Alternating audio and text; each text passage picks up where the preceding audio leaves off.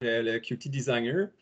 Puis juste pour pas que ça soit trop... c'est ça, c'est pas que ça a l'air de la magie noire, là, pour que vous compreniez bien, là, à chaque fois qu'on crée un widget, comme vous voyez ici, on avait un widget pour sélectionner le champ de notre couche. Donc, ça, on a initialisé une classe qui est un QComboBox. Okay? Donc, c'est vraiment qu'on initialise des classes en fonction des besoins. Ça peut être un label, un combo box. Et on appelle sur ces classes-là, on va appeler des méthodes qui diffèrent en fait de classe en classe. Donc, on n'appelle pas les mêmes méthodes sur un label que sur un combo box. Donc, ça revient un peu à ce que je montrais dans mon exemple avec les chats et les chiens, où il y avait des méthodes propres. Donc, c'est important de comprendre ça quand vous allez programmer, puis pour aussi savoir comment naviguer dans la documentation, en fait, de PyQt. Donc, réfléchissez toujours en termes de classe. Donc, dites-vous, c'est quoi la classe que je viens d'initialiser? OK, c'est un combo box. Donc, quelles sont les méthodes qui s'appliquent à ce combo box-là? Puis quand on va, c'est ça, quand on va initialiser, donc on a des noms qui, c'est pour ça que j'ai mis CBox pour savoir en fait qu'est-ce que je manipule dans le code. Donc ça nous permet après ça de se repérer plus facilement puis de savoir quelle méthode on doit y appliquer et en fait, quel élément on doit y passer. Donc si vous le faisiez à la main, là ça c'est un fichier XML là, qui est procédé par le Qt Designer, là. Mais ça serait, je vais vous montrer un peu là, comment on l'initialise. Donc, vous l'initialiserez, vous initialisez votre classe, vous donnez un nom, puis après ça, vous pouvez passer les paramètres de géométrie, c'est quoi la police, puis etc. Donc, vous pouvez passer plein de paramètres. Donc, c'était juste pour clarifier là, ce petit élément-là. Donc, en fait, c'est que le Qt Designer vous évite de tout taper ça à la main, puis il le fait déjà pour vous. Donc là, ça va être le moment de vérité. On va voir si le plugin va au moins fonctionner pour tout le monde. Donc, par contre, c'est vrai que c'est un bon point. Puis ça, c'est une des affaires que quand je testais, c'est là, vous venez tous d'installer l'API de Google Earth Engine, mais vous n'avez pas redémarré QGIS. Donc, peut-être c'était pour ça que ça ne fonctionnait pas. Ce que vous pouvez faire, il y a peut-être deux options. Soit que vous utilisez le plugin Reloader pour reloader en priorité le Google Earth Engine. Et ensuite, vous pourriez recharger le plugin du cartel. Et en théorie, une fois que ces deux éléments-là sont rechargés, quand vous cliquez ici sur le petit icône, ça devrait vous faire apparaître cette boîte-là ici. Donc, je vais vous laisser tester si ça lance de votre côté. Ouais, juste un point, Jean-Nicolas. Oui. Ah ben je m'entends.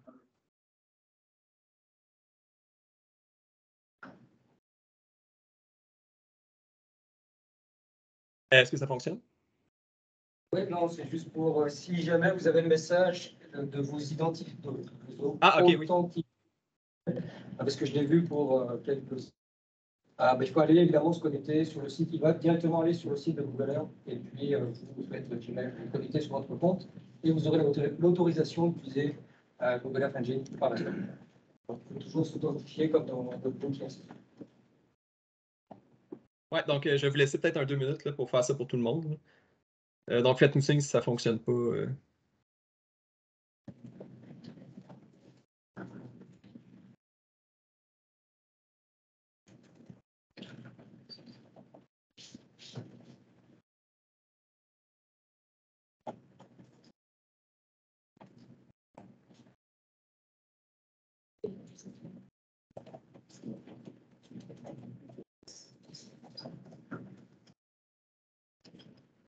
Et peut-être, ça se peut, s'il y en a qui n'ont pas chargé de couche vectorielle dans votre projet, ça se peut que le plugin ne démarre pas, et ça, c'est voulu. Vous devriez avoir un petit message d'erreur qui vous dit de charger une couche vectorielle.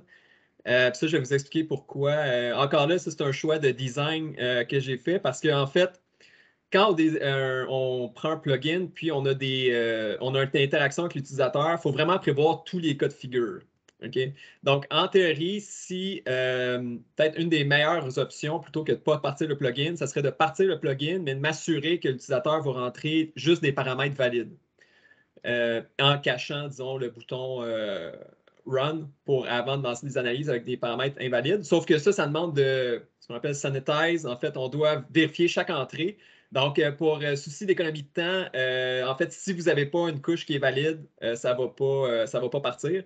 Donc, c'est pour ça que je vous ai mis là, les couches d'aire de diffusion agrégée de Québec-Lévis. Donc, ça, il faut les télécharger en premier, puis ensuite partir le plugin. Puis, peut-être la note, justement, que ce plugin-là, mon but, c'est de le développer éventuellement, mais je dirais que je suis un petit peu débordé avec des charges de cours, doctorat et autres contrats à gauche puis à droite. Donc, à la fin de mon doctorat, idéalement, j'aimerais ça avoir un GitHub, justement, parce que je vais tout mettre ensemble. Il va y avoir le plugin que j'ai utilisé, puis j'ai aussi un logiciel de traitement de données que j'ai développé. Donc, d'essayer de mettre tout ça en ligne, mais ça ne sera pas avant 1 an ou 2. Donc, juste pour dire que ce plugin-là, comme je vous disais, c'est à améliorer. C'est vraiment juste un. C'est plus à des fins de démonstration, je vous dirais, qu'un plugin totalement terminé. Donc, est-ce que tout le monde a été capable de lancer le plugin ou il y en a que ça ne fonctionne vraiment pas?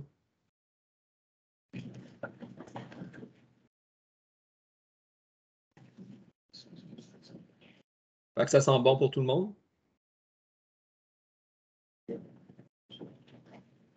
OK.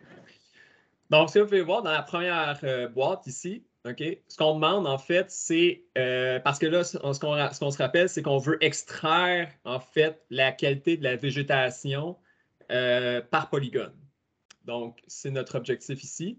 Donc, le premier élément qu'on va prendre, c'est on va choisir la couche. Est-ce qu'on veut extraire pour la région de Lévis ou pour la région de Québec? OK. Et le deuxième élément qui est en lien avec les éléments qui sont dans QGIS, on va choisir une clé unique. Okay? Et cette clé unique-là est générée en fonction de la couche qu'on va prendre. Donc, ça ici, juste à des types d'exemples, vous voyez, pour Lévis, j'ai laissé les colonnes par défaut qui est CD name pour Census Division Name. Puis pour Québec, j'avais juste modifié les noms pour que ça fasse Region Name, juste pour qu'on voit que mon champ ici de clé unique va changer en fonction de mon polygone. Puis la raison pour laquelle j'ai fait ça, c'est que en général, quand vous allez faire cette extraction-là, vous allez prendre ces données-là, mais vous allez les fusionner avec d'autres types de données.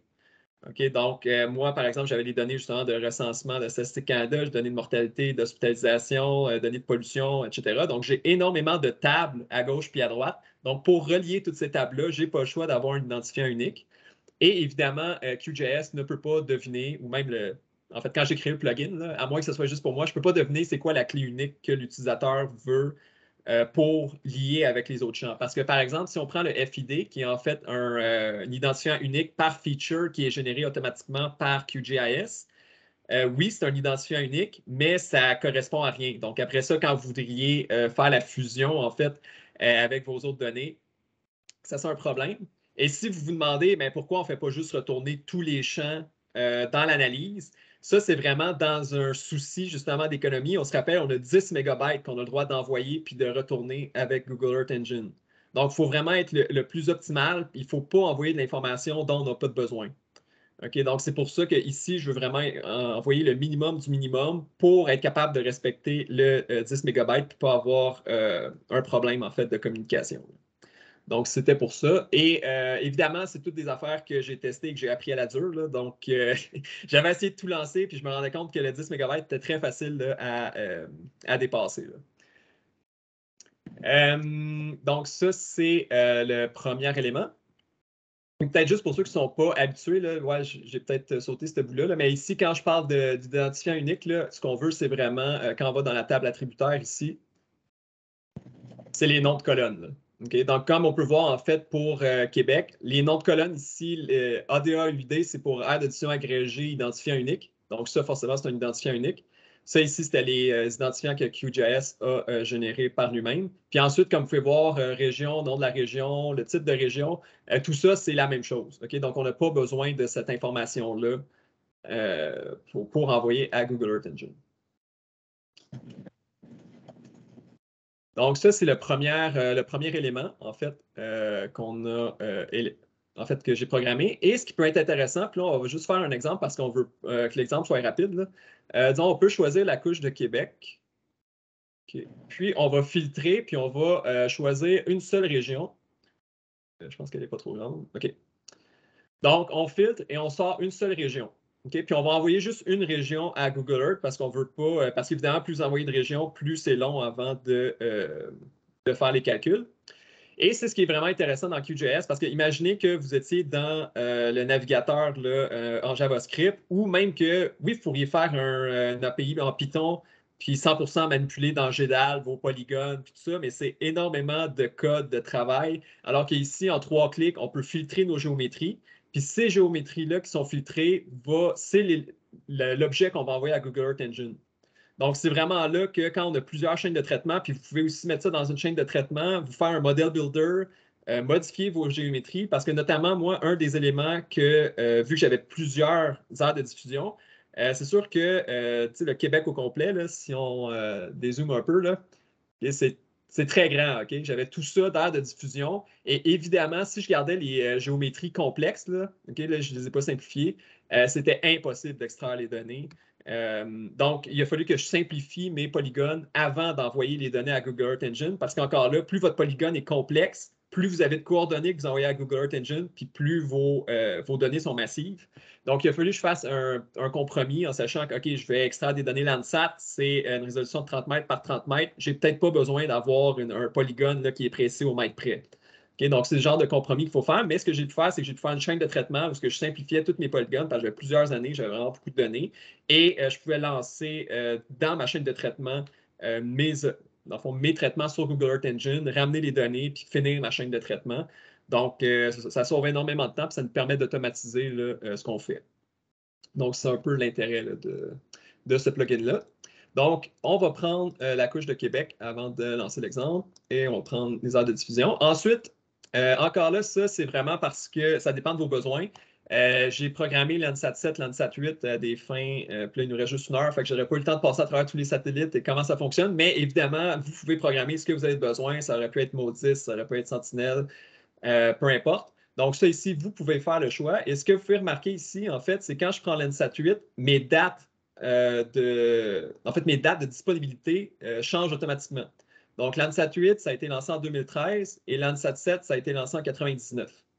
Donc, ça me permet en fait d'informer l'utilisateur quelles sont les dates valides. Et j'ai aussi, j'ai quand même certains fail-safe. En fait, j'ai programmé en fait, pour éviter les erreurs quand même pour les dates.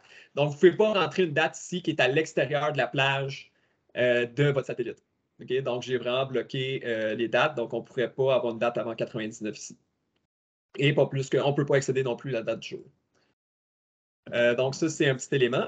Ensuite, qu'est-ce qu'on veut en fait calculer? Encore là, j'ai juste mis un histogramme de NDVI, mais on pourrait calculer un paquet d'éléments. Donc, ça, encore là, vous auriez juste à le programmer puis à ajouter ce que vous avez besoin. Et ce serait possible aussi, là, j'ai encore là, à des fins de simplification, j'ai fait un plugin qu'on lance en fait, on lance seulement une analyse à la fois, mais on pourrait facilement utiliser un combo box combiné ou des checkbox, ou enfin bref, selon les besoins, vous pourriez sélectionner plusieurs indices à calculer et lancer ces indices-là tout d'un coup. Vous n'êtes pas obligé de les lancer un par un. Là encore, là, à des fins de simplification, j'en ai mis juste un, mais honnêtement, la limite, il n'y a pas vraiment de limite. C'est sûr que ça va être séquentiel, là, ça ne va pas être lancé tout en même temps, parce qu'il y a des limites à ce que vous pouvez faire avec Google Earth Engine. Et étonnamment, parce que j'avais beaucoup de données à extraire, puis ça a pris quelques journées avant que j'aie toutes mes données. Tant que vous ne dépassez pas le 10 MB par seconde, apparemment, il n'y a pas de limite. Okay? Donc, je peux vous dire, là, ça a déjà travaillé 72 heures sur mon ordinateur, puis j'ai été capable d'avoir toutes mes données, puis c'est correct. Si vous êtes capable de ramener ça en portion de 10 MB. Okay. Ce que Google Earth ne veut pas, par contre, c'est que vous n'avez pas le droit de faire plusieurs comptes pour justement lancer des traitements parallèles. Là. Ça, je pense qu'ils regardent et ils peuvent bannir votre IP si ça travaille trop fort. Là.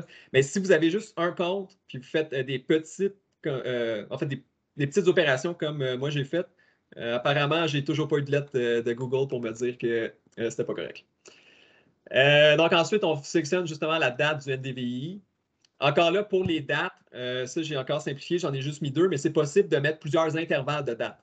Okay? Par exemple, si je veux avoir la qualité de végétation, évidemment, ça ne m'intéressait pas d'avoir le NDVI au mois de janvier.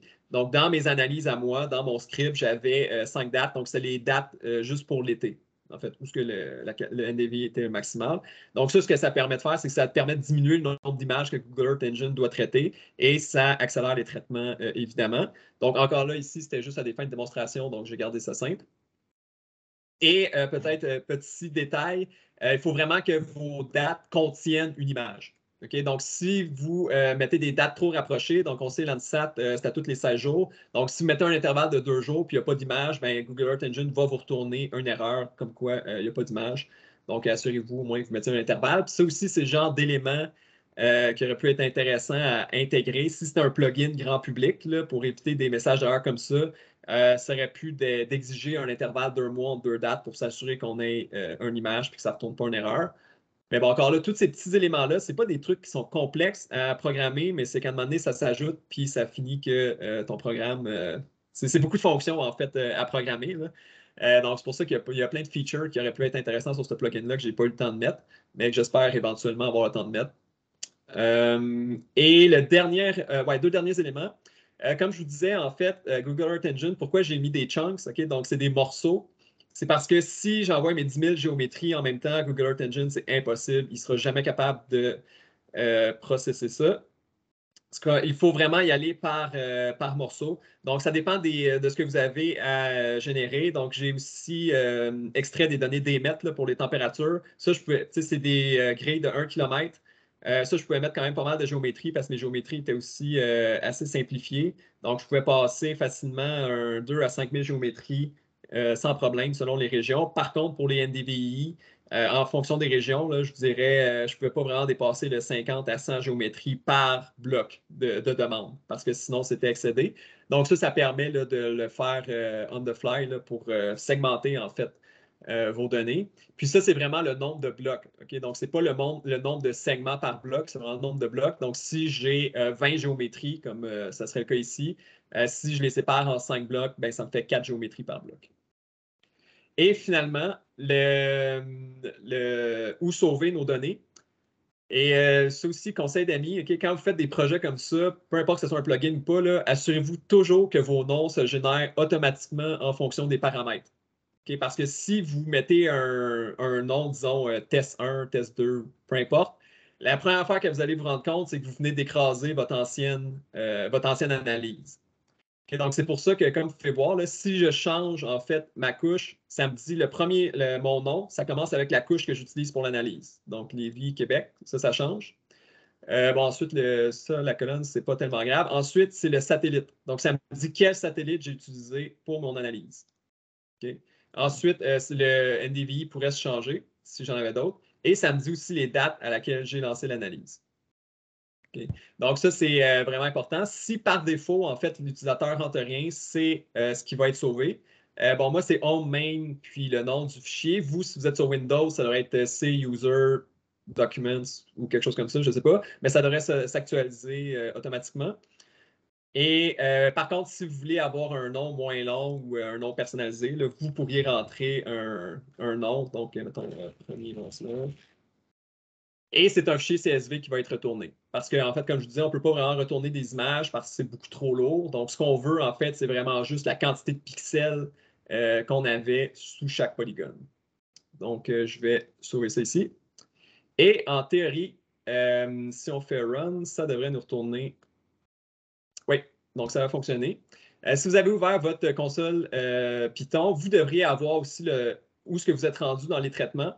Donc, ce que je fais, c'est que j'imprime le nombre de chunks, là, en fait, de blocs qui ont été processés parce que quand vous faites des longs traitements, QGIS va geler puis il ne se passera plus rien. Donc, vous ne pourrez plus rien faire. Donc, c'est difficile de savoir est-ce que QGIS a planté, est-ce que c'est Google Earth Engine qui répond plus.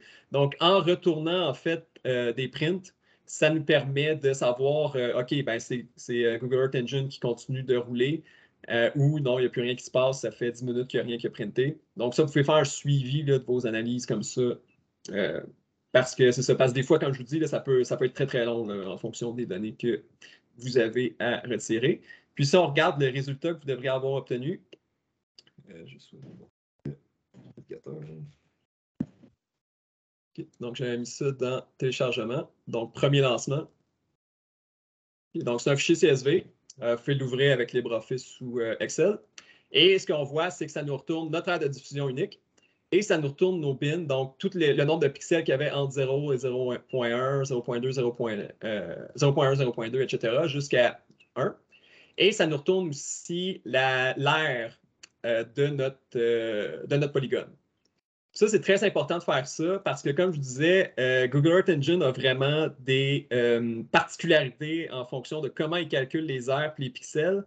Et d'ailleurs, c'est parce que là, on se dit, OK, c'est des pixels Landsat, donc forcément, c'est du 30 par 30, donc c'est 900 mètres par pixel. C'est faux pour Google Earth Engine. OK? Vous ne pouvez pas vous fier à ça. Vous devez absolument calculer l'aire à chaque fois. Vous ne pouvez pas prendre le nombre de pixels et faire fois 900 mètres carrés. Ça ne fonctionne pas. Il y a deux façons de le faire. Okay? Il y a soit que vous, comme vous allez voir, moi j'ai pris la façon la plus simple, donc c'est on retourne l'aire du polygone, donc de la géométrie, ou vous pouvez aussi le calculer par raster. Puis ça, c'est une fonction qui s'appelle Pixel Area. Donc, vous pouvez regarder ça dans la doc de Google Earth Engine, mais faites très, très attention là, quand vous calculez des aires. Ça peut être assez mélangeant parce que eux, c'est en fonction en fait de l'échelle qui est prise. Puis bon, évidemment, eux, ils ont essayé d'optimiser les traitements, donc ils ont dû faire des choix qui parfois, oui, c'est plus optimal, c'est beaucoup plus rapide de gérer des images. Par contre, c'est moins intuitif là, pour l'utilisateur. Donc, c'est ça. Il faut vraiment très bien lire là, attentivement là, sur Google Earth Engine pour ne pas vous faire avoir parce que, honnêtement, très intuitivement, on pourrait s'attendre à ce que ce soit des pixels de 900 par 900, mais ce n'est pas le cas. Et si vous vous demandez pourquoi il y a des fractions de pixels, c'est vraiment parce que Google Earth, si le pixel arrive en bordure du polygone, ben, il va calculer des fractions de pixels. Ça, encore là, il y a des façons de modifier le comportement de Google Earth Engine. Sachez-le, allez lire la doc, vous modifierez ce que vous aurez besoin. Donc, juste d'être vraiment vigilant là, à ce niveau-là. OK. Donc, maintenant que j'ai fait la démo, est-ce qu'il y en a qui ont lancé la démo et que ça n'a pas fonctionné du tout, ou que votre ordinateur a explosé, ou ça a fonctionné pour tout le monde? C'est bon? OK. Message d'erreur. Ah. Vous avez un message d'erreur? Je vais relancer.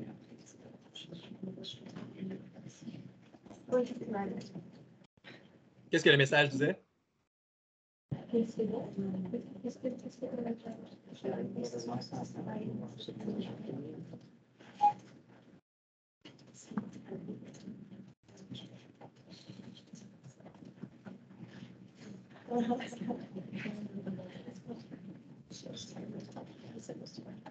Est-ce que ça va, Michael?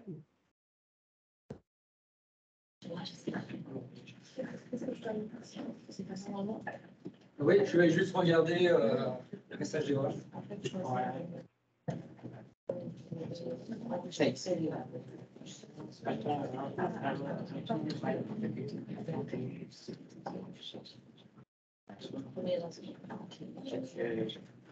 C'est quel mot?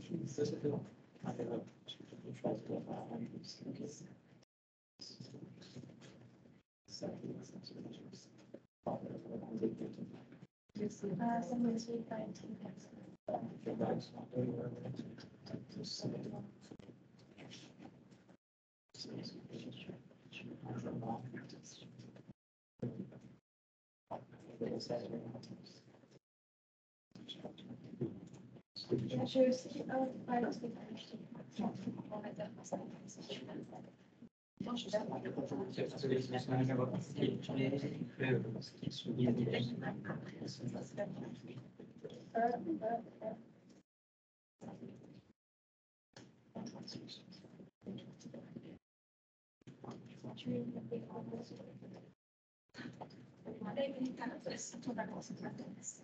Est-ce que ça va? Qu'est-ce que ça retournait? Ça dépend des ordinateurs. OK. Bon, ça va bien. Y en a-tu que ça a fonctionné? Ou il y a tout le monde, il n'y a personne que ça a fonctionné? Moi, ça a fonctionné. OK, yes. Sinon, ceux que ça n'a pas fonctionné, je pense que c'est peut-être une question de juste recharger le plugin. Parce qu'en théorie, si vous êtes authentifié par Google Earth Engine, vous repartez Google Earth Engine puis vous repartez le plugin, là, ça devrait fonctionner. Parce qu'en fait, ce qui se passe, c'est vraiment une question d'ordre de chargement. Quand QGIS il charge des plugins, il peut les charger dans un ordre. C'est ça qui n'est pas. Ça dépend des ordinateurs, ça dépend des systèmes d'exploitation. Puis si ce n'est pas chargé dans le bon ordre, ça ne fonctionne pas. Donc, c'est pour ça que j'avais mis un fail-safe que mon plugin se load en dernier. Mais là, honnêtement, c'est ça, ça fonctionnait bien sur mon ordinateur. J'ai essayé sur un ordi Windows, ça fonctionnait, mais Je n'avais pas 25 systèmes d'exploitation à tester non plus. Ça marche.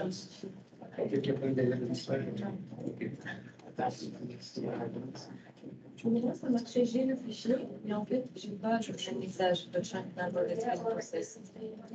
Et le fichier, je l'ai. OK, le message, ça se peut, si la console Python n'était pas ouverte au moment où ce que vous avez lancé le traitement, le message ne s'affichera pas. Faut que j'aurais peut-être dû préciser avant, la console Python doit être ouverte en premier. Puis ensuite, vous lancez le plugin. Ah ouais.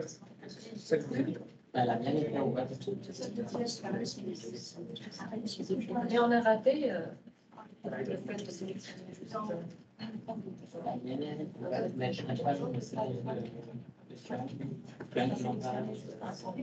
En fait, Jean-Nicolas, c'est des messages d'exception, des exceptions HTTP. Ah, OK. Fait que c'est peut-être, OK. Dans ce cas-là, ça doit être la même chose que. Parce que les dates, est-ce que les dates étaient espacées suffisamment? Avez-vous essayé d'espacer les dates d'au moins 1 an? Parce que le message HTTP, je pense que c'était quand justement les dates, il n'y avait pas d'image qui retournait. Ça, on a vu le problème quand j'ai fait le test. Ouais. Quand vous prêtez par défaut, puis la date, c'est juste les journées, il n'y a pas de données. Il va donner un message ici. Ici, pour vraiment, c'est il y a un écart qui sont un mois.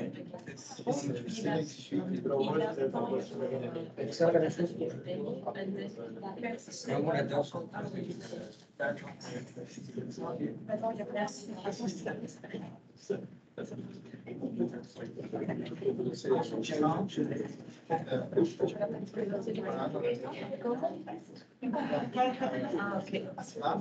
C'est l'action de carte.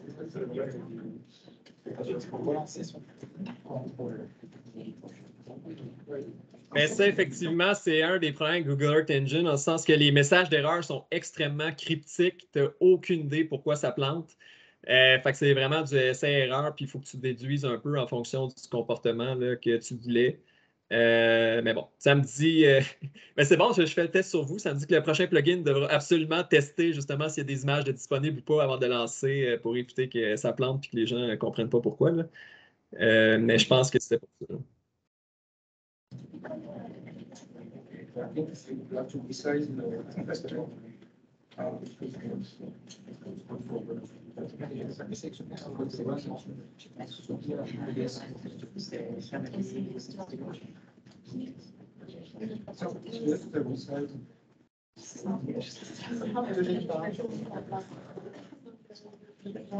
Ah, ok. Je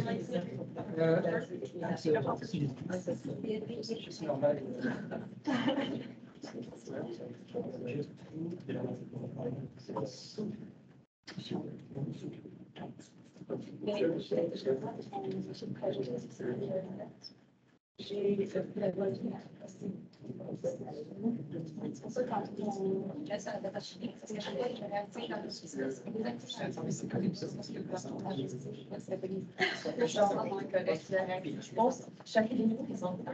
Probablement,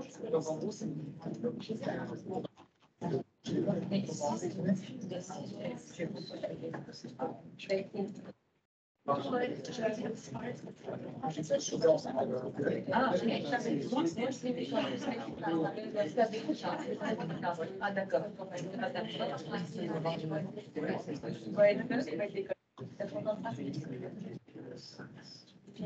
Oui, c'est ça. Jean-Nicolas, ça, c'est des fichiers CSV, en fait. Dans Windows, ils ne sont pas formatés. Quand tu les ouvres dans Excel. OK. Ça, c'est normal. Il y a un bouton comme ça.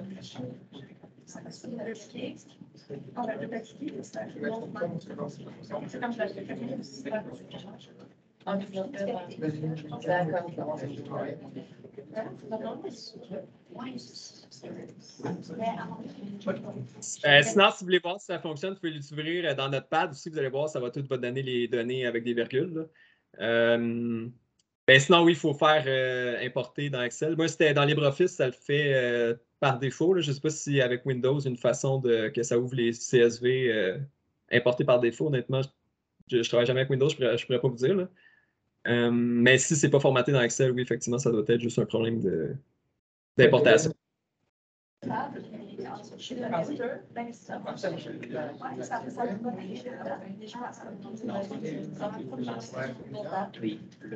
Ouais, t'as mis quoi? Ah, t'as pris le deuxième. On revient demain. Mais pour les worms, ça c'est juste un problème de display.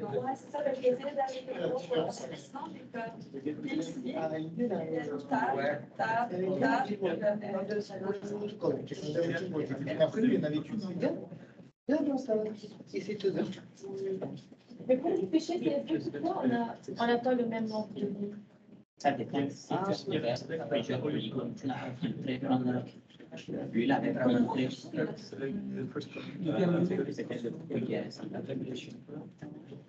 Mais si tu as pris pour les polygones du Québec. Mais on est deux pour tous les polygones et l'intérieur, mais on n'a pas de nombre. Oui, c'est juste la même chose.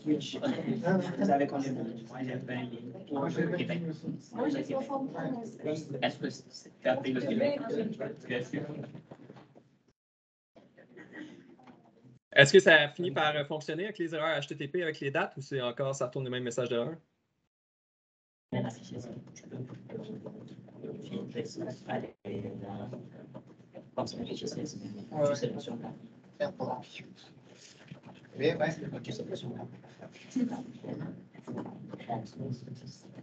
On est filtré.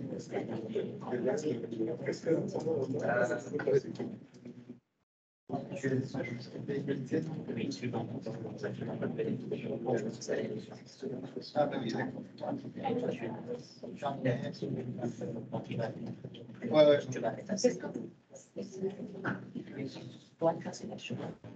Non, je n'ai pas sélectionné parce que vous sélectionnez. Comment on a sélectionné ça? J'ai appuyé là-dessus, là. C'est pas... Ah non, pour la sélectionner, il y a tout comme ça. C'est qu'est-ce que ça?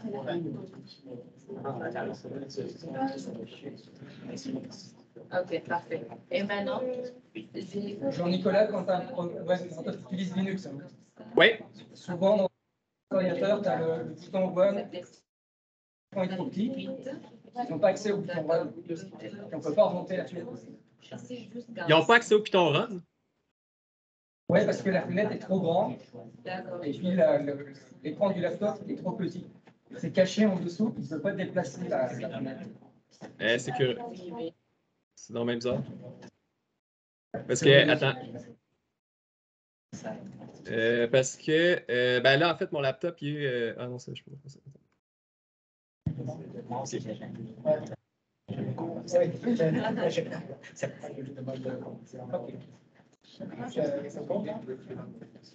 Python error. Oui, c'est un jeu de personnes. Ok. Fait que là, Michael, j'ai changé, là, je suis sur mon portable. Ça, c'est genre un QGIS. Ah, ok, oui, c'est ça, j'ai oublié de mettre les couches.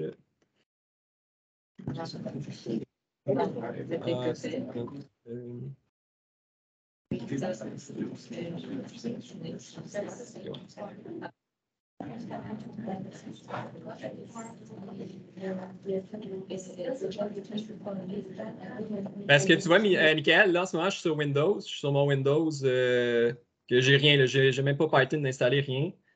C'est juste pour Teams. Puis, tu vois, le plugin n'est pas trop grand. Non, ils sont même pas capables de redimensionner la fenêtre, rien. Oui, en fait, Jean-Nicolas, on a réussi à régler le problème en jouant avec la tabulation. Peut-être tu peux switcher entre les. Ok, oui, oui. Ah, ok, oui, je comprends. Ok, oui. Quand tu as ok, oui. Quand tu as plusieurs écrans, des fois, là, ça se met sur un autre écran. Puis, ok. Oui, parce que ça m'étonnerait parce que les dimensions sont fixes. Donc, dans PyQt Designer, j'avais mis des dimensions fixes. Donc, à moins que vous ayez un cellulaire, ça devrait s'afficher. Mais, ok, c'est bon. Fait à part ça, sinon, est-ce qu'il y avait d'autres problématiques où tout le monde est capable d'au moins lancer une analyse? Encore 5 minutes, je réponds à des questions. OK. Ou sinon, s'il y en a qui ont des questions, vous pouvez peut-être me demander sur Teams si vous partagez votre écran. Je pourrais peut-être essayer de. Oui, une question. Jean-Nicolas? Oui. Sur la même table là, nous on a un fichier CSV avec 20 lignes Mais une autre personne a le même fichier CSV avec une soixantaine de lignes, mais on a fait le même paramétrage. Ça, je pense que c'est parce que vous n'aviez pas pris le même. Il me semble Québec, il y en a combien? C'est ça. Québec a 70 régions et Lévis a une vingtaine de régions. Donc, c'est juste parce que vous n'avez pas lancé le même polygone d'analyse. Regardez le nom de votre fichier, c'est probablement pas le même nom de fichier. Il y en a un qui doit être Lévis, l'autre Québec. Ok, merci, oui, j'ai compris. C'est bon. Non, j'ai pas. Il n'a fait que deux. Oui. Non, regarde, Québec, c'est comme pour. Est-ce que je partage? Ah, finalement. Non, non, c'est bon. Ça, c'est Québec? Ouais, je me suis juste trompé entre les deux. C'est bon. Il a trouvé 71. Oui, oui, c'est en fait la colonne de changement qui est. Oui, c'est qu'en fait, ce qui est arrivé, c'est que moi, j'avais filtré parce que je savais que ça allait être long à 70 polygones. Là, donc, je voulais que ça aille rapidement. Donc, c'est pour ça que moi, ça a été rapide pour Québec parce que j'avais filtré. J'avais juste un polygone. En fait, je vais revenir dans mon Linux. Là. Attendez. Screen 2. Donc, vous voyez, moi ici, Québec, il y a juste un polygone parce que je l'avais filtré au préalable. Dans Filter, vous pouvez faire une requête SQL pour juste en sortir un. Mais si vous avez pris la polygone au complet, c'est 70. Puis ça, vous pouvez le voir si vous faites, je ne sais pas si vous êtes familier avec QGIS, mais vous pouvez aller dans Open Attribute Table. Puis là, vous avez le nombre de features. Donc, vous voyez, ici, moi, j'ai un feature pour ma sélection. Et si je vais dans mon filtre, je vais l'éclairer. Et on retourne dans mon Attribute Table. On est en... Oups. Ah non, c'est parce que j'ai oublié de faire save. Excusez. Clear, OK. On retourne dans la table d'attributs. Puis là, vous voyez, je suis rendu à 70. OK. C'est bon. Et comment on peut filtrer pour avoir juste un bloc? Oui, il faut aller dans... vous faites un clic droit. Vous allez dans Filter. Là, je m'excuse s'il y en a qui sont en français. J'ai aucune idée c'est quoi. Ça doit être Filtre ou un truc comme ça. Ensuite, vous sélectionnez le champ, justement, que vous voulez. Le champ unique, en fait, c'est le ADA-UD. Vous faites égal pour si vous voulez juste un fit. Et là, vous pouvez faire all ou simple. Donc, si vous faites all, vous avez tous les polygones qui sont retournés. Donc, moi, j'avais sélectionné un. Vous cliquez dessus. Donc, ça construit votre requête SQL, finalement. Puis ensuite, quand vous faites test, ça devrait fonctionner. Ouais. Donc, vous en avez, on a filtré juste un polygone. Est-ce que ça va? Ça va, c'est vrai. Merci beaucoup. Oui, une question, Nicolas. Je suis sur. Pourquoi, après avoir runné, il n'ouvre pas directement le fichier CSV? Il faudrait qu'on aille encore dans le répertoire pour l'ouvrir directement avec Excel. Est-ce que c'est lié à mon système ou... Non, c'est non. Oui, en fait, pour lancer un CSV, que ce soit Excel, Notepad ou tout ça, ça, c'est vraiment votre système qui gère les fichiers. Vous pouvez modifier le comportement là, de Windows pour savoir, OK, si c'est un fichier CSV, je veux que tu me l'ouvres avec Notepad ou je veux que tu me l'ouvres avec Excel ou etc. En fait, ce que nous, on fait juste... Parce qu'un fichier CSV, en fait, je peux vous l'ouvrir avec Notepad, là, que vous ayez une idée. Attendez, je reviens. Ici, si je décide de l'ouvrir avec Notepad, un fichier CSV à la base, c'est tout simplement c'est ça. Okay? Donc, c'est vraiment juste séparé avec des virgules. Donc, les premières entrées, c'est les noms de vos colonnes. Puis ensuite, entre chaque virgule, c'est les valeurs de chaque colonne. Donc, c'est sûr que comme ça, c'est absolument illisible. Donc, c'est pour ça qu'en général, si vous l'importez dans un chiffrier, vous allez il devrait l'importer par cellule. Donc, si vous voyez dans LibreOffice, en fait, ce qui est intéressant, c'est que lui, il a détecté, OK, c'est un CSV. Donc, comment veux-tu l'importer? Donc, il faut que tu exportes, tu lui demandes c'est quoi l'encodage. Donc, ici, UTF-8. Tu peux dire c'est quel type parce que tu peux avoir des fichiers CSV qui vont être délimités avec des tabs, avec des virgules, qui est le plus commun. Ça peut être des semicolons, ça peut être beaucoup de choses. Donc, en fait, vous spécifiez ce que vous avez. Puis, on a les champs. Donc, ici, on a un aperçu de ce que ça donne. Mais techniquement, avec Windows, avec Excel, je pense qu'il y a un endroit qui c'est importer des fichiers CSV, si je me rappelle bien, là, je pense que c'est dans Data. Puis vous devriez avoir ces options-là pour l'importer adéquatement. Là. Oui, en fait, je parle d'un import automatique. C'est-à-dire que est-ce que c'est possible avec d'autres systèmes, une fois que je rentre, il finit l'analyse, il finit le traitement et que ça m'affiche directement, automatiquement le CSV. C'est ce Ah, que OK. c'est. Oui, oui, c'est possible. Vous pouvez faire, en fait, vous pouvez l'afficher dans votre console Python, vous pouvez l'ouvrir, le lancer. Ça, c'est peut-être un petit élément, parce que quand vous allez faire des plugins, justement, j'aurais pu être vraiment wild puis mettre plein de bibliothèques non natives à Python.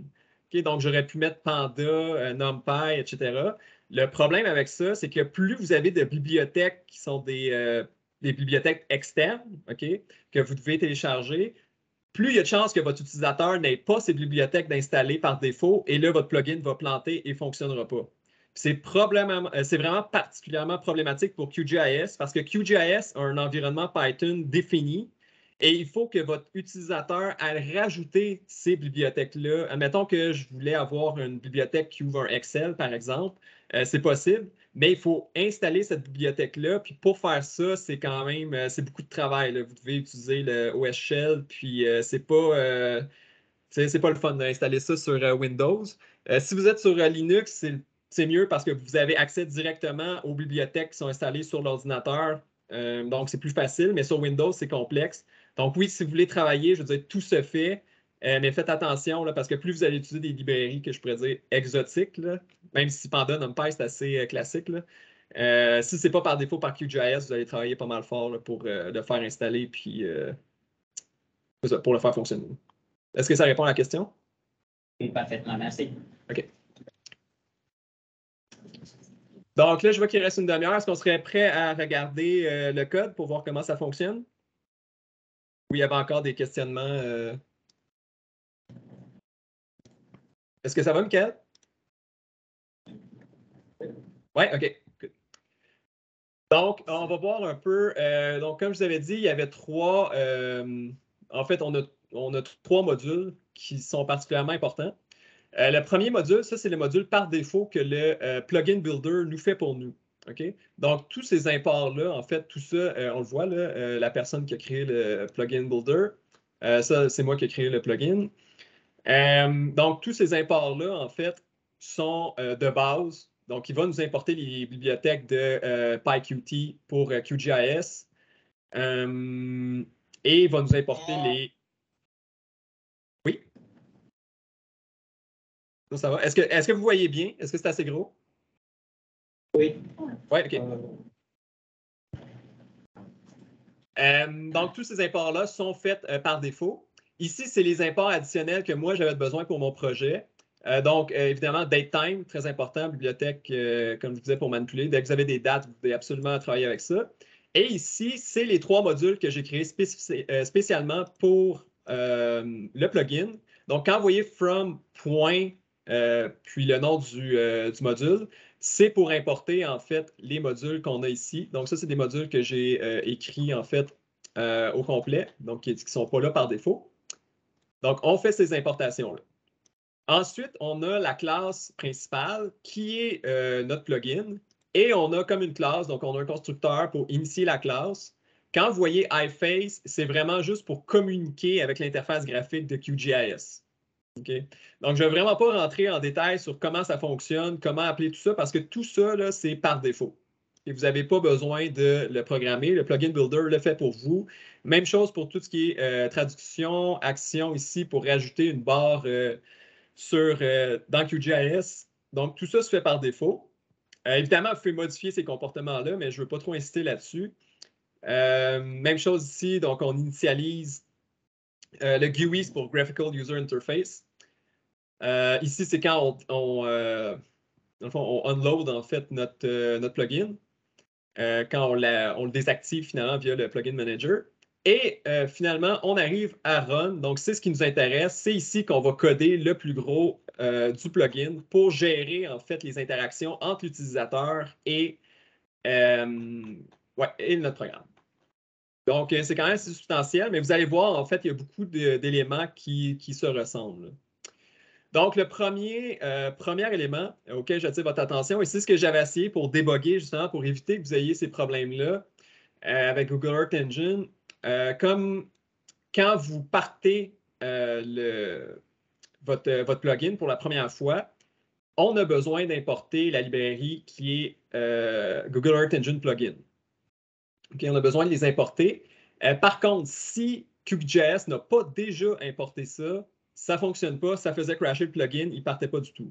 Donc, c'est pour ça que j'ai utilisé ce qu'on appelle une clause try except. Donc, ce que je disais à mon plugin, c'est regarde si Google Earth Engine est téléchargé. Si c'est le cas, importe-le, puis ça va bien. Mais s'il n'est pas importé, fais juste ignorer cette bibliothèque-là pour le moment.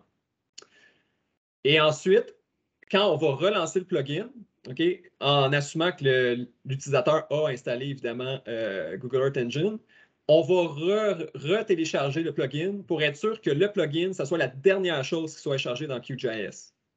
Donc, en étant le dernier à être chargé, on pourrait s'attendre à ce que le plugin de Google Earth Engine soit téléchargé. Évidemment, si j'avais développé un plugin pour qu'il soit foolproof pour un utilisateur, j'aurais retourné probablement un message d'erreur en disant « On n'a pas trouvé », au lieu de faire un try except, j'aurais donné un message d'erreur explicite à l'utilisateur en disant, puis pas juste dans la console Python, parce que souvent les gens ne l'ouvrent pas, mais vraiment, on peut mettre un message d'erreur pour diriger en fait les utilisateurs à dire faites attention, Google Earth Engine n'est pas installé, voici les étapes pour l'installer, recharger QGIS et repartir le plugin. Donc, ça, c'est le genre de truc qu'il faut faire. Mais évidemment, si à chaque branchement et à chaque risque d'erreur, on fait des fonctions, vous voyez que ça peut être quand même assez long pour faire un bon plugin. Donc là, c'était correct, j'étais là pour vous déboguer. Michael était là pour vous déboguer. Donc, c'est pour ça que je me suis permis de tourner un peu les coins ronds.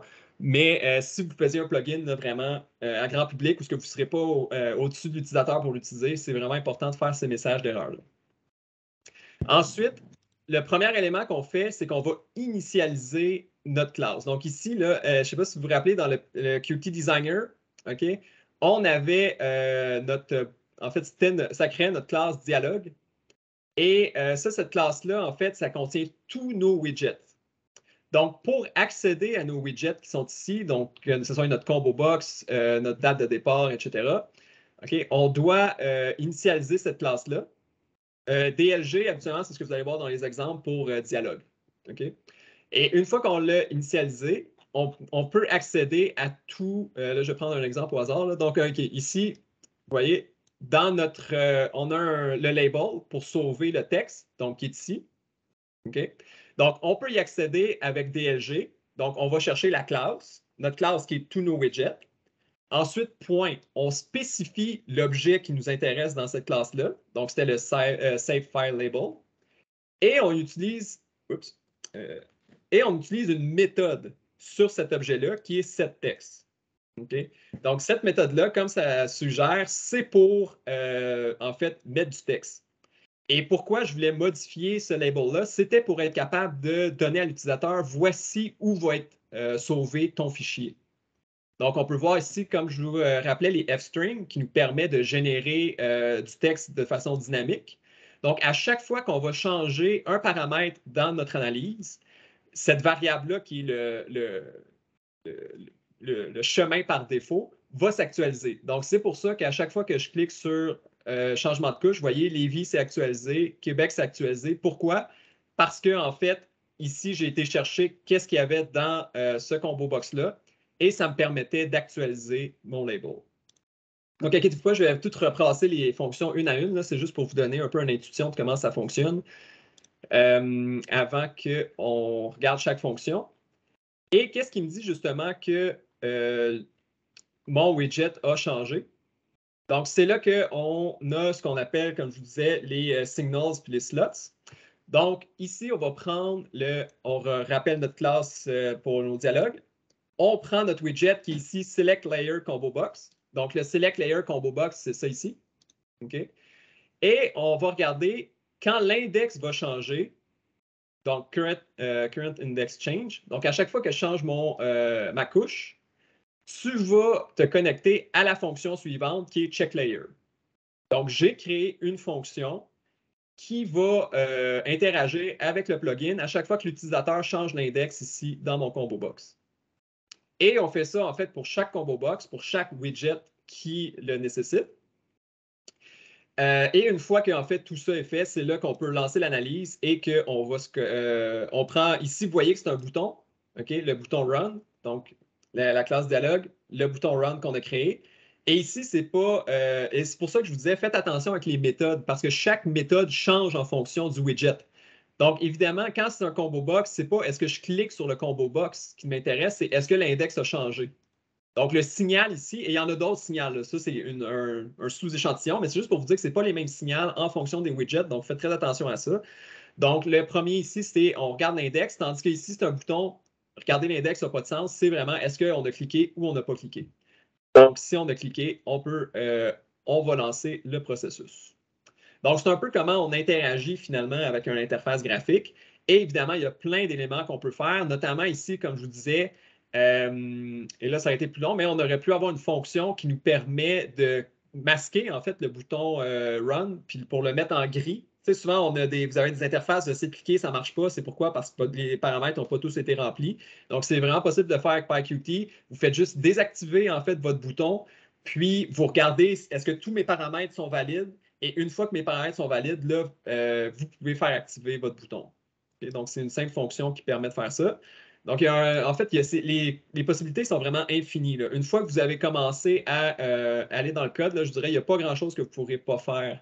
Et c'est pour ça que c'est intéressant. C'est pour ça que des fois, oui, ça peut être un peu plus long d'apprendre à programmer, d'essayer de voir un peu comment ça fonctionne, mais honnêtement, j'ai des amis, en fait, que je n'aimerais pas, mais qui faisaient beaucoup de traitements manuels dans autant leur maîtrise que leur doctorat, ou même des gens avec qui je travaillais, que c'était très, très manuel, et ils pouvaient passer un après-midi à faire justement des trucs qui pouvaient s'automatiser. Oui, peut-être que tu passais l'après-midi à automatiser ta chaîne de traitement, mais après ça, quand tu la lançais les journées subséquentes, ça prend 5 minutes, puis c'est fait. Donc, des fois, ça peut vraiment valoir la peine d'investir dans ce genre de petits outils-là. Donc, on va regarder en fait un à un toutes les fonctions, OK, avec le temps qui nous reste. Donc, première chose, OK, donc, d'où viennent ces paramètres-là, justement, avec les satellites? Donc, ça, il y a deux façons de procéder. C'est possible, puis je pense que vous l'avez vu avec Saïd, que c'est possible de rapatrier les métadonnées des satellites. Okay? Donc, c'est-à-dire de voir un peu, en fait, c'est quoi les bandes qui sont disponibles pour les satellites, etc. Mais sachez qu'à chaque fois, et c'est pour ça que je vous dis que il faut vraiment réfléchir quand on fait des plugins avec Google Earth Engine, c'est qu'à chaque fois que vous allez aller faire une demande au serveur, c'est super long.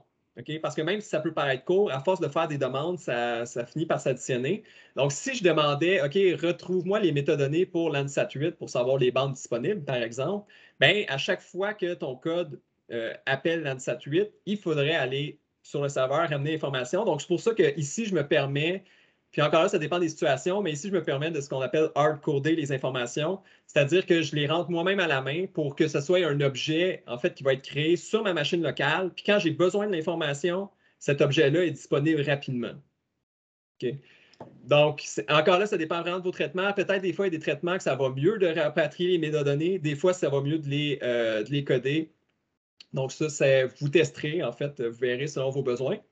Et ici, ce que j'ai fait, c'est que j'ai initialisé une classe dans un dictionnaire. Okay? Donc, premièrement, comme vous pouvez voir, j'ai mes satellites sur Google Earth Engine qui sont disponibles. J'ai Landsat 7, Landsat 8. Donc, ça, c'est ma clé qui sont dans un dictionnaire. Donc, vous pouvez voir ici les curly brackets qui nous dit on est dans un dictionnaire. Et dans un dictionnaire, évidemment, c'est toujours une clé avec une valeur. Et c'est possible, effectivement, d'imbriquer des dictionnaires les uns dans les autres. Donc, ça aurait été très possible de mettre Landsat 8, ensuite de faire un dictionnaire pour les métadonnées, de faire un dictionnaire pour mes bandes, de faire un dictionnaire pour les indices que je peux calculer, puis d'imbriquer des dictionnaires comme ça. Ça, c'est le principe d'un JSON. Pour ceux qui ont déjà ouvert ça, c'est-à-dire qu'on imbrique un paquet de données les uns dans les autres, puis on va voir, c'est ça que nous retourne Google Earth Engine. L'inconvénient de ça, c'est qu'à un moment donné, il faut rentrer comme 5 clés en ligne. Il faut que ce soit les bonnes clés, puis à un moment donné, on ne sait plus où est-ce qu'on est imbriqué dans nos dictionnaires et autres. Donc, la façon de contourner ça en Python, c'est d'utiliser ce qu'on appelle des data classes. Okay? Donc, ça ressemble à quoi une data class? On initialise ça. Bon, je n'ai pas le temps de rentrer trop dans les décorateurs. Là. Vous pouvez regarder, vous pourrez regarder sur Google là, des exemples avec data class. Essentiellement, ça, c'est pour hériter, en fait, c'est là que je vous disais qu'on peut faire des trucs très puissants avec des classes. Là. Donc, on peut prendre les comportements d'une classe et les appliquer à une autre classe. Donc, avec les data class, c'est un peu ça. C'est qu'en fait, on a une classe qui nous permet de gérer des données très facilement. Donc, on n'a pas besoin de faire d'initialisation ou quoi que ce soit parce que c'est déjà fait dans la classe data class. Et quand on utilise en fait un décorateur comme ça, c'est de dire je veux que ma classe satellite possède les propriétés finalement de la classe data class. Et l'intérêt en fait d'utiliser des classes comme ça, c'est que c'est beaucoup plus facile ensuite de se retrouver dans le code.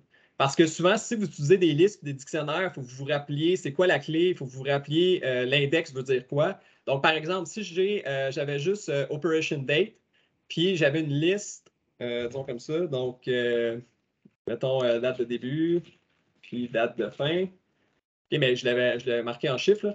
Ça veut dire que pour accéder à ma date des débuts, il faudrait que je fasse Operation Date et que je prenne l'indice 0, puis Operation Date, puis l'indice 1.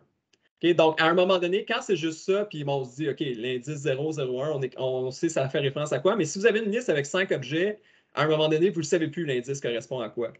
Donc, de faire une classe comme ça, l'intérêt, c'est qu'on peut aller chercher chaque élément sans imbriquer justement des dictionnaires ou d'y aller avec des indices. On instaure la classe satellite et chaque satellite, en fait, va avoir des dates d'opération. Donc, une date d'opération de début, une date d'opération de fin. Et ça ici, c'est en fait, il faut spécifier quel type d'éléments on s'attend. Donc, ça, c'est. Donc, si on s'attend à avoir des dates, évidemment, date time. Pour les indices disponibles, on s'attend à avoir une liste. Et pour le reste, c'est des éléments là, qui sont du texte. Donc, c'est quoi en fait le nom de la collection d'images qu'on veut rapatrier, puis c'est quoi les bandes qu'on va avoir besoin pour faire nos analyses. Et comment ça se traduit? C'est que justement ici, j'ai rentré toutes ces informations-là. Comme vous pouvez voir, en fait, j'ai initialisé une classe satellite. OK? Mais pour l'ANSAT8, mon objet satellite, finalement, a des dates d'opération différentes que pour mon objet qui est l'ANSAT7. Okay? Donc, ça, c'est un peu. Je sais que ça fait beaucoup de choses. Là, si vous n'êtes pas habitué avec la programmation orientée objet, je mélange quelques concepts ensemble, là, mais ça vaut vraiment la peine de regarder là, quand vous avez des programmes un peu plus complexes. Là, prenez le temps au moins d'aller lire sur les data classes, puis vous allez voir, c'est vraiment, ça sauve beaucoup de mots de tête là, quand vous programmez, plutôt que d'imbriquer des dictionnaires ou de mettre des listes, puis de rapatrier des listes à l'aide d'indices. Donc, essentiellement, ça, c'est la base. Et c'est à partir de ces objets, en fait, de ces éléments-là que je suis capable, justement, d'alimenter mon plugin. Okay, donc, en fait, ce que je fais ici dans mon combo box, ce qu'on va voir, c'est que je regarde c'est quoi les clés de mon dictionnaire. Okay? Donc, vous voyez l'ANSAT7, l'ANSAT8. Et l'intérêt d'utiliser des clés comme ça, c'est que dans mon programme, tout ce que j'ai à faire, c'est de regarder qu'est-ce que l'utilisateur a sélectionné ici dans son satellite. Et ensuite, je passe cette valeur-là à mon dictionnaire et ça va me ramener mon objet satellite qui correspond à au bon satellite qui a été sélectionné par l'utilisateur. Donc, ça aussi, des fois, ça peut être une bonne façon, plutôt que de faire des conditionnels, là, parce qu'imaginez que vous avez 6 satellites, probablement que vous ne voulez pas avoir if combo box 1 égale l'ANSAT 7, fait ça. Si combo box 1 égale l'ANSAT 8, fait ça. Donc, ça serait très, très long. Donc, comme ça, plutôt que de faire des conditionnels, on utilise les clés d'un dictionnaire pour ramener l'information. Donc, on n'a aucune conditionnel à faire. Tout ce qu'on a à faire, c'est on itère à travers notre liste, on prend cette clé-là pour extraire du dictionnaire et ça nous donne le résultat. Donc, ça, c'est toutes des petites. Parce que honnêtement, moi aussi, le premier programme que j'ai fait en PyQt, honnêtement, ce que je faisais, c'était des if. Okay? C'est intuitif, là. On dit, OK, ben, si c'est telle valeur, fais ça. Si c'est telle valeur, fais ça. Mais ça devient très rapidement non efficace, disons. Donc, vous allez tous passer par là. Puis, une fois que vous allez voir que vous avez beaucoup de if, ben, vous pouvez réfléchir comment je peux essayer d'éliminer ces if-là, finalement. Donc, habituellement, un truc des dictionnaires, c'est un bon truc là, pour simplifier les trucs. Ensuite, en fait, justement, j'ai fait une fonction pour gérer les dates. Okay? Puis ça, en fait, c'est un bout de code qui, j'aurais pu faire copier-coller à chaque fois que j'ai besoin de gérer des dates, mais en général, justement, quand vous allez appeler un bout de code à plusieurs reprises, c'est vraiment préférable de faire une fonction. Vous avez vu, ma fonction ne prend aucun paramètre parce que je n'ai pas besoin de passer des paramètres. C'est juste qu'à certains moments, je veux qu'on gère des dates. Et comment on gère des dates? Je veux, et c'est ici que vous pouvez voir, j'ai fait un list comprehension. OK? Donc, un peu comme pour looper, comme je vous avais montré. Et ce qu'on peut looper, là, on avait loopé dans des listes, mais on peut aussi looper dans des dictionnaires. Donc, en Python, ce qu'on doit faire, c'est qu'on prend le dictionnaire qui est GE Satellite, ici, qu'on a ici, et point item, entre parenthèses, ce que ça fait, c'est que ça nous retourne notre clé et notre valeur. Donc, en fait, ici, dans cette boucle-là, tout ce que ça fait, c'est qu'on va itérer à travers chaque item. Donc, chaque paire clé-valeur est un item et ça va nous retourner la clé et sa valeur associée. Et on a une conditionnelle ici pour justement regarder si ma clé est égale à ce qui est sélectionné dans mon combo box pour le satellite. Donc, ici, mon choix de satellite. Si ma clé, en fait, correspond, donc ici, si on a sélectionné l'Ensat 8, okay, ça veut dire que ça va me retourner seulement la valeur pour l'Ensat 8. Donc, tous les autres items dans mon dictionnaire vont être rejetés parce que ma clause ici de if nécessite que ma clé corresponde à ce qui a été sélectionné. Donc, c'est une façon rapide d'itérer, en fait. Et ici, ce qu'on voit, puis c'est là que ça devient intéressant d'avoir une classe satellite, c'est très explicite, là. Ici, je te dis que ma date de début, c'est pour mon objet satellite, okay, qui a été... en fait, c'est pour ma valeur ici qui correspond à mon objet satellite. Point, puis je vais chercher la date d'opération de début. Okay. Donc, la date d'opération de début. Donc, c'est en fait, c'est ça. Si vous aviez des dictionnaires ou des listes, ça pourrait complexifier. Tandis que quand vous utilisez des data classes, ben, ce que vous allez extraire, c'est explicite. Même chose pour la date de fin. Et à chaque fois, c'est là que je vous disais que j'avais mis un petit fail-safe. Et c'est là probablement qu'il aurait fallu que j'ajoute, en fait, peut-être une fonction pour m'assurer que la date soit au moins un mois d'écart entre les deux. Pour éviter que les gens lancent des analyses à vide sans image. Là. Ça aurait été ici qu'il aurait fallu que je le rajoute. Mais ce que je veux, c'est que je prends mon widget, okay, qui est un widget QDate Edit okay, pour mes dates. Et c'est là qu'on peut changer leur propriété sur demande. Donc, on veut mettre une date minimum et une date maximum. Et ces dates-là correspondent justement, ici, vous les voyez, là, si on change le satellite, ça change nos dates minimum, ça change nos dates maximum. OK. Donc, c'est ce que fait cette fonction-là. Et comme, en fait, la date peut changer pour plusieurs raisons. Donc, c'est pour ça que j'ai fait une petite fonction pour m'assurer, en fait, que tout ça se change là, à chaque fois que j'en ai besoin. Donc, en général, quand j'initialise le plugin, je vais avoir besoin de gérer mes dates. Puis quand l'utilisateur va changer le satellite, j'ai aussi besoin de changer mes dates. Donc, plutôt que de faire tout ce bout de code-là puis de le copier-coller plusieurs fois, ben, comme vous allez voir, je vais juste appeler cette fonction-là puis ça va gérer mes dates à chaque fois. Ici, en fait, pour mettre le chemin par défaut, donc c'est tout simplement, je vais juste récupérer les valeurs pertinentes dans mon plugin. Donc, voir, comme je vous disais, c'est quoi ma couche, c'est quoi l'indice que je calcule, c'est quoi mon satellite, mes dates de début puis mes dates de fin. Et ici, j'attire votre attention ici sur le qt.isodate. Toujours travailler, quand vous travaillez avec des dates là, pour éviter justement ces problèmes-là il y en a en français, il y en a en anglais, Windows, Linux, etc., parce qu'ils ne calculent pas les dates de la même façon, prenez toujours le calendrier ISO. Le calendrier ISO, c'est une norme ISO, donc ça dit, donc c'est standardisé partout. Parce que si vous ne prenez pas les normes ISO, honnêtement, gérer des dates, c'est vraiment un cauchemar. Okay? Donc, prenez des dates ISO. En général, le datetime vous permet de manipuler des dates en fonction des normes ISO. Donc, ça, vous n'avez pas à vous casser la tête. Donc, c'est juste de le savoir et de faire attention à ça. Et ça nous retourne justement, comme je vous disais, ici, notre label pour notre fichier. Ça nous retourne en fait le nom de nos paramètres. Et ici, cette fonction-là, parce qu'une fonction n'est pas obligée de retourner des éléments. Okay? Donc, par exemple, ici, je ne veux rien retourner. Là. Cette fonction-là, tout ce que je veux, c'est que ça gère mes widgets, mais je n'ai pas besoin de retourner une valeur quelconque parce que je ne l'utilise pas. Tandis que ici, le chemin par défaut, j'ai besoin de retourner une valeur avec ma fonction parce que si l'utilisateur ne met rien dedans, ben, c'est ce chemin-là, finalement, que je vais utiliser pour sauver mon fichier. Donc, ça, j'ai besoin de récupérer ce nom-là quelque part. Et peut-être aussi, quand je vous disais là, de faire très attention, là, utilisez toujours le OSPath ou le OS. Okay? Donc, ça, c'est une bibliothèque vraiment pratique en Python qui nous permet de faire abstraction du système d'opération.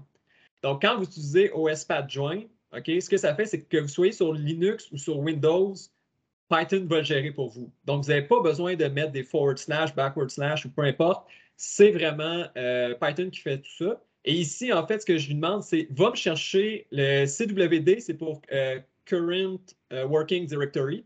Donc, va me chercher où on est, en fait, dans le système. Okay? Puis, rajoute-moi, en fait, les noms, le nom du fichier.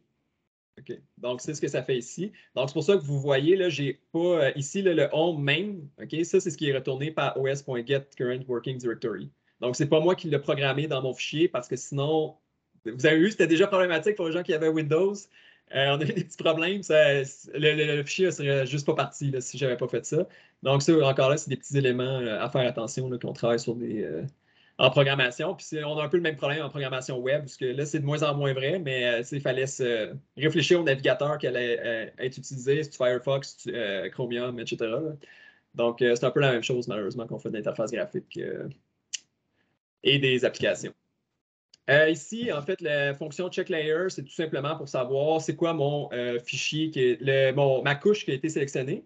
Okay? Donc, encore là, c'est un list comprehension qui fait exactement la même chose. Ici, je vais chercher mes objets QGIS. Okay? Bon, là, ça, il faut regarder dans la doc, honnêtement. Là, vous ne pouvez pas savoir ça par cœur.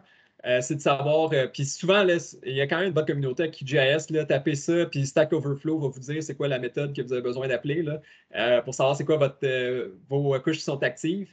Et on regarde, en fait, dans toutes nos couches, est-ce que ma couche qui est active, c'est en fait laquelle qui a été sélectionnée. Donc, c'est pour ça qu'on regarde ici dans mon combo box Current Text.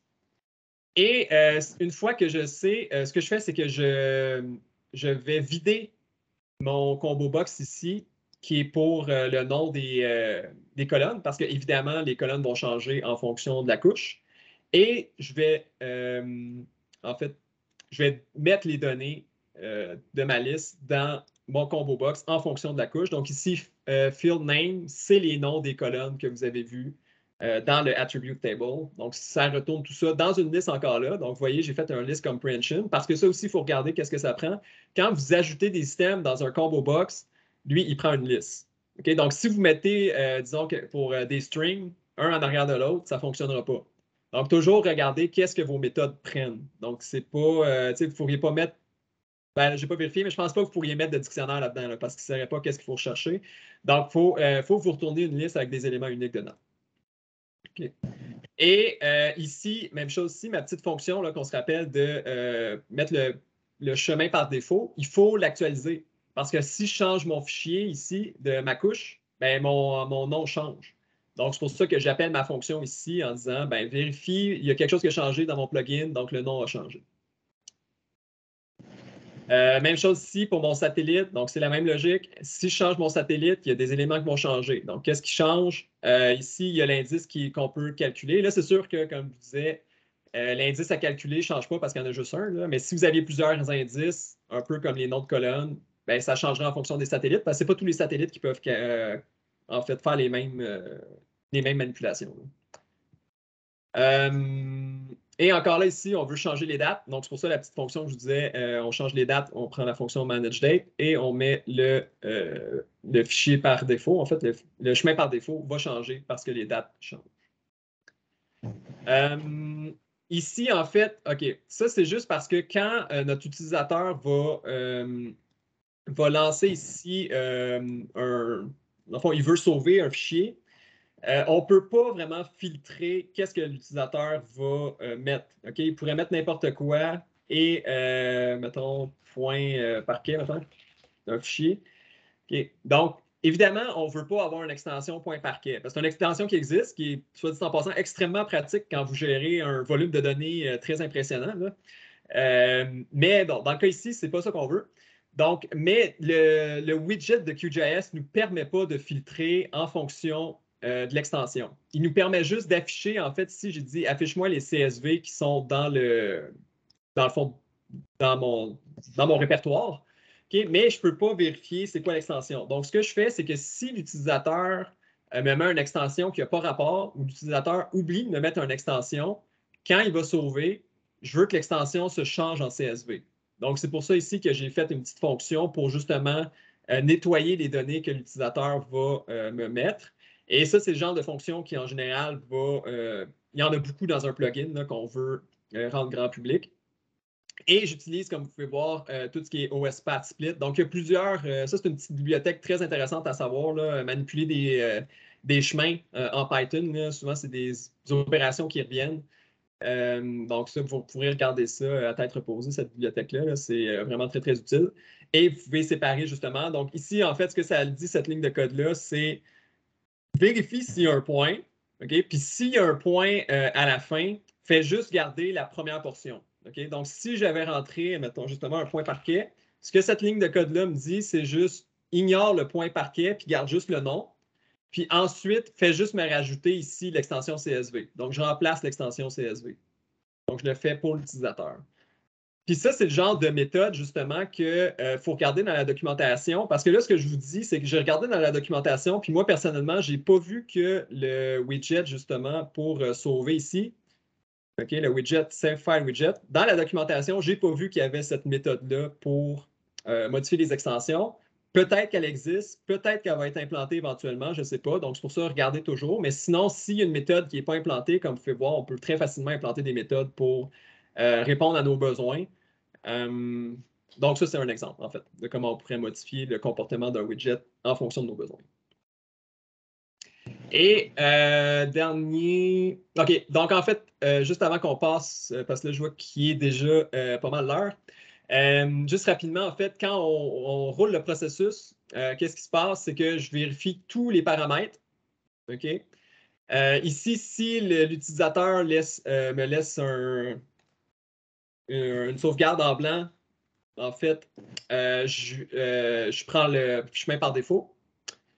Et ensuite, ce que je fais, c'est que je convertis ma couche ici en objet Google Earth Engine. Okay, donc, c'est ici que le petit convertisseur devient important. Donc, on part avec une couche qui est une couche de QGIS. Okay, donc, on va aller chercher la couche. Ensuite, on n'a pas le choix d'itérer à travers les features pour filtrer finalement ce qu'on a besoin.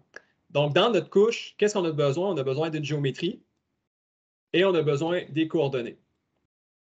Et avec la géométrie et les coordonnées, ce qu'on fait, c'est qu'on va créer ce qu'on appelle un feature. Donc, quand vous voyez ee.feature ou ee.featureCollection, ça, c'est des méthodes qui sont propres à Google Earth Engine. Okay? Donc, je crée ici mon objet Google Earth Engine à partir des informations de ma couche de QGIS. Donc, ce qu'on fait, c'est qu'on lui passe une géométrie. Donc, encore là, quand on lui passe une géométrie, il faut que ce soit une géométrie qui est pour Google Earth Engine. Et on peut y passer après ça des features. Donc, c'est là, ici, le ID field. Donc, notre feature unique qu'on a sélectionné ici va être intégré avec notre feature Google Earth Engine. Et c'est ici que je calcule, en fait, en kilomètres carrés, ma superficie. Parce que, comme je vous disais, c'est assez complexe. Donc, plutôt que de me fier aux pixels ou de calculer, en fait, la superficie des pixels, c'est un peu plus complexe. Là. Donc, on le fait ici, puis on va retourner, en fait, ce que Google Earth Engine nous calcule. Et ce qui est intéressant, c'est qu'eux, ils ont une façon de calculer leur aire. Donc, ça ne sert à rien là, de prendre une projection qui va préserver, en fait, les aires. Google Earth Engine fait tout ça pour vous. Okay? Donc, en général, vous pouvez y envoyer une projection vraiment standard, que je pense que Google Earth Engine, c'est Mercator, en fait, de base. Vous y envoyez ça, puis lui, il s'arrange avec le reste. Et ensuite, c'est là qu'on a notre petite fonction pour mettre, en fait, séparé en portions, donc en chunks. Et on met tout ça dans une liste. Et ça, c'est là que ça devient mélangeant. C'est une liste en Python. Okay? Parce qu'on va itérer dans notre liste en Python avant d'envoyer nos objets Google Earth Engine. Et ce que cette fonction-là retourne là, en fait, c'est une liste de feature collection. Okay? Qui peut être ou pas segmentée. Donc, c'est sûr que si on utilisait le nombre de morceaux, bien, en fait, notre liste va contenir plusieurs éléments. Si on a tout passé en un seul morceau, bien, notre liste a juste un élément. Et une fois qu'on a cet élément-là, okay, donc on a notre feature collection, c'est là qu'on lance notre algorithme. Okay? Donc, ici, dans notre algorithme, j'ai créé une classe algorithme qui prend les paramètres, en fait, qu'on a besoin pour lancer des méthodes. Et, bon, ici, encore là, bon, j'en avais juste une, donc ça ne servait pas à grand-chose, mais j'ai, c'est juste pour vous montrer un exemple, là. Donc, si on a sélectionné l'histogramme NDVI, on lance la fonction, en fait, qui est NDVI. Et cette fonction-là est dans l'algorithme. Donc, c'est le dernier module, en fait, que j'ai à vous montrer. Après ça, j'ai terminé. Donc, j'ai initialisé une classe. Et l'intérêt d'initialiser une classe ici, parce que dans cet exemple-là, honnêtement, ce serait un mauvais usage d'une classe. Pourquoi? Parce qu'une classe avec une seule méthode pour un traitement unique, ça ne sert à rien. La raison pour laquelle je l'ai mis là, c'est parce qu'on peut penser que probablement que dans vos algorithmes, vous allez avoir plusieurs méthodes qui vont prendre les mêmes paramètres de base. Donc, dans cette optique-là, en sachant que probablement que le plugin va être appelé à grandir, d'initialiser une classe ici, ça a du sens. Donc, on prend nos éléments, en fait, que notre utilisateur a choisi. Donc, c'est quoi, en fait, les polygones où on doit extraire l'information? C'est quoi le satellite? C'est quoi les dates que l'utilisateur veut? C'est quoi le champ unique? Ben, ça va être intéressant pour aller sortir l'information. Et c'est quoi mon fichier en sortie? Et pour faire un histogramme, mais ça, je pense que vous avez vu plusieurs exemples, donc je ne repasserai pas trop. Donc, dans le fond, on fait un NDVI, donc standard. Et c'est là ici aussi que ça peut être intéressant. Je ne sais pas si vous vous rappelez quand on a fait la classe satellite. Là. Donc, j'ai nommé en fait NDVI Red Band, NDVI Near Band pour que ce soit, en fait, pour que ça soit explicite. Donc, quand on arrive ici dans l'algorithme, on voit que ce que je prends, c'est en fait la bande NDVI proche infrarouge que je prends avec la bande de rouge, en fait. Okay, donc, d'avoir donné des noms comme ça dans la data class, ça permet aussi de savoir si quand on a plusieurs lignes de code, là, on ne sait pas trop d'où ça sort. Donc, au moins, on sait que l'objet, en fait, satellite qu'on a créé, lui, va avoir ces paramètres-là. Ça permet aussi, parce que si vous mettez des clés dans un dictionnaire, le truc, c'est que si vous changez la clé dans un dictionnaire et que vous ne les changez pas dans les autres dictionnaires, là, tout le code va s'écrouler finalement. Tandis que si vous faites ça par création d'objets comme ça, c'est beaucoup plus facile après ça de se retrouver et de savoir qu'est-ce qui a changé. Et c'est là ici qu'on n'a pas le choix. On n'a pas le choix de faire une boucle for parce que justement, on manipule et des objets Python et des objets Google Earth Engine. Donc, c'est là qu'on devient peut-être moins efficace, je dirais, au niveau de la programmation, mais on n'a vraiment pas le choix de procéder comme ça. Donc, ça ici, je pense que vous l'avez vu aussi. Donc, on itère à travers notre image collection. Donc, on filtre ce qu'on a besoin. Ici, on utilise la fonction map. La fonction map, en fait, c'est pour itérer à travers toutes les images de notre dataset. Le seul élément vraiment super important, donc ici, on dit pour chaque image dans le dataset, calcule-moi un NDVI. Mais sachez que map, justement, c'est ici que vous ne pouvez pas retourner des objets Python. Vous ne pouvez que manipuler des objets Google Earth Engine. Parce que map, c'est une méthode de Google Earth Engine. Et moi, initialement, pour vous dire de ne pas répéter mes erreurs, j'avais mis un get info ici parce que je voulais savoir qu'est-ce qui était retourné justement par mon processus. Mais ça ne fonctionnait pas, ça n'arrêtait pas de planter, je ne comprenais pas pourquoi. C'est vraiment parce qu'initialement, j'avais mélangé les objets Python avec Google Earth Engine. Okay? Donc, faites vraiment attention. Si vous appelez map une méthode Google Earth Engine, vous faites juste passer des objets Google Earth Engine. Ensuite, on peut faire ce qu'on appelle une quality mosaïque pour un NDVI. Ce que ça fait essentiellement, c'est une méthode de Google Earth Engine, encore une fois, qui va prendre les pixels avec la valeur plus élevée. Donc, ça permet, si on veut éliminer en fait le facteur que le phénotype change en fonction de l'évolution de l'été, on peut s'assurer d'avoir le pixel le plus élevé. Puis si on le fait sur plusieurs années, ben, ça nous permet d'avoir une plus grande confiance dans notre résultat. Et pour retirer en fait les paramètres, là, on utilise des reducers sur Google Earth Engine. Donc, c'est Reduce Region. Donc, ici, on pourrait utiliser, là, ici, je demande un histogramme, mais il faut regarder dans la doc, on peut prendre les pixels moyens, on peut prendre des écarts types, on peut prendre, il y a un paquet d'éléments qu'on peut sortir. On peut aussi faire plus qu'un reducer à la fois, vous n'êtes pas obligé de vous contenter de un. Puis ici, il suggère, quand vous utilisez des reducers, c'est un peu c'est un peu contre-intuitif, là, sachant que Google Earth Engine le fait en théorie, il est censé le faire en background, là, de changer les projections. Mais quand on utilise des reducers, Google Earth Engine nous dit essayez de prendre des projections en métrique. Okay. Donc, c'est pour ça qu'ici, on a une projection métrique. Et c'est là qu'ensuite, on fait, une fois que cet objet-là, ça c'est un objet qui est vraiment un objet Google Earth Engine, mais si on veut le travailler en Python, il faut utiliser la fonction qu'on appelle getInfo. Donc, le getInfo nous permet d'aller extraire en fait les paramètres Python de cet objet-là. Et ce que ça nous retourne, c'est un JSON ici. Donc, ce qu'on veut, c'est qu'on veut extraire les features de ce JSON-là. Et c'est là qu'on va itérer à travers le JSON pour aller ressortir, en fait, les propriétés, les superficies, notre histogramme. Et la clé pour aller chercher notre histogramme, c'est, on l'appelle en fonction de l'identifiant unique qu'on avait, qu'on avait sélectionné. Bon, là, vu que j'ai déjà dépassé de 5 minutes, je dirais, vous pouvez vous amuser là, à imprimer ces résultats-là pour naviguer là-dedans, parce qu'honnêtement, ça, c'est la partie peut-être la plus dure là, quand vous appelez l'API en Python de Google Earth Engine. Ça retourne des affaires, des fois, un peu, on va dire, contre-intuitif. Donc, ça, il faut vraiment imprimer ça dans la console puis prendre le temps d'analyser les objets qui sont retournés pour être capable de savoir qu'est-ce qu'il faut extraire, parce que sinon, c'est vraiment pas explicite là, quand vous lisez la documentation. Donc, n'ayez pas peur d'imprimer dans votre console QGIS. Puis ici, c'est juste que des fois, sachez que Google Earth Engine va échouer de façon silencieuse parfois, ce qui fait que des fois, les valeurs étaient décalées. Puis bon, j'ai eu plusieurs problèmes avec ça, donc je ne prends pas de chance. S'il y a une erreur, je retourne un histogramme vide. Donc comme ça, je sais les polygones qui n'ont pas été analysés. Et au final, c'est pour ça que je vous disais de faire attention, pas utiliser, parce que moi, dans mon setup, j'utilise Panda, puis je fais des manipulations ici.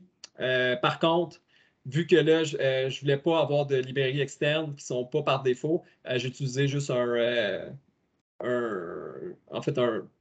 générateur de fichiers CSV par défaut, là, par Python. Donc, c'est là que ici, en fait, si vous vouliez justement que votre CSV s'ouvre dans Excel, vous vouliez faire des trucs, si vous importez des librairies qui ne sont pas par défaut, là, vous pouvez faire ce que vous voulez ici là, à la fin. Bon, ben c'est ça. En général, quand vous faites des CSV, vous prenez un header qui est votre première ligne, puis ensuite, vous écrivez vos rangées en dessous pour toutes vos données. Donc, ouais, ça a été pas mal rushé dans les derniers moments. Sûrement que vous n'avez pas tout capté parce que c'était très dense en information. Mais vous pouvez regarder ça à tête reposée. Puis j'ai essayé d'être vraiment verbose. Là. Ça, encore là, c'est pas une super pratique de mettre 6 lignes de texte de commentaires, mais c'était vraiment pour que vous puissiez, justement, je sais qu'il y a des gens qui sont moins habitués. Là. Donc, je voulais vraiment que vous compreniez qu'est-ce qui se passe dans le code. Donc, c'est pour ça que j'en ai mis un peu plus qu'un peu moins. Là. Donc, ça ferait pas mal le tour pour moi si vous n'avez pas de questions. Parfait, merci Jean-Nicolas, je pense qu'on peut t'applaudir. Donc, comme vous l'avez constaté, évidemment, il y a beaucoup de code. L'important, évidemment, c'est d'avoir un gabarit, si jamais vous voulez l'utiliser un jour, et de comprendre avec l'enregistrement de quoi faire, qu'est-ce que ça fait telle ou telle partie du code. Donc déjà, c'est une bonne chose. Si vous pouvez développer ce genre de choses pour faciliter l'utilisation par des clients, des utilisateurs qui ne comprennent pas le code Python, au moins, il y a une interface graphique et ils ont juste à cliquer. Puis on espère qu'ils n'ont pas Mac, là, mais que ça devrait normalement fonctionner. OK, je pense que je vais laisser Nicolas gérer ça. J'ai l'impression que je prends le contrôle. J'allais perdre aujourd'hui. Là, on en a fini avec la scientifique technique pour aujourd'hui. Et puis, on va voir Beignet vers 4h30 qui va nous faire une présentation de ses caractères professionnalisants. Fait qu'on va se prendre un bon gros 20-25 minutes de pause là, et puis aller prendre l'air un peu et vous oxygéner un peu le cerveau. Et puis après ça, on commencera la partie professionnalisante.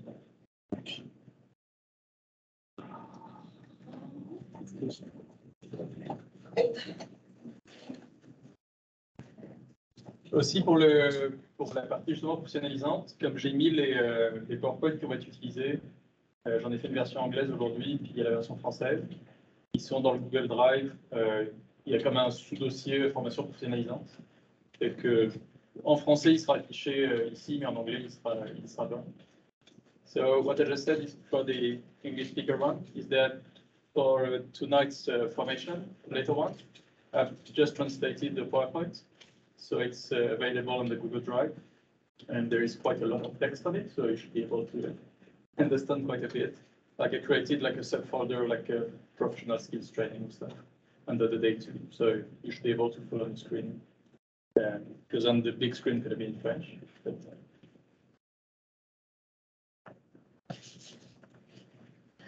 c'est bon? ouais, super, merci Nicolas. Okay. Ready? Yeah. Bye.